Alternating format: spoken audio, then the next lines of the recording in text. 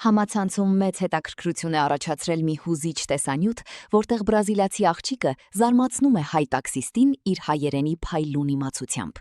Ընդամենը 3 ամիս Հայաստանում բնակվող աղջիկը, ում ամուսինը հայ է, անկաշկանդ զրուցում է վարորդի հետ, գովում մեր երկիրն ու հիացմունք արտահայտում հայ ժողովրդի հանդեպ։ Մատիկ ավելի լավ էներգիա։ Դուք քան տարեկան ես? 31 Բրազիլիան բարևձես օյ Օյ Բրազիլիան օյ Պորտուգալերեն մենք բրազիլիացի եմ, բայց մեր լեզու չէ բրազիլերին չի կա, պորտուգալերեն բրազիլիացի պորտուգալերեն, որովհետև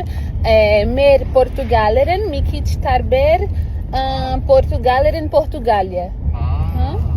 Շատ լավն եք, դուք էլ շատ լավ ժողովուրդ եք։ Մերսի շատ։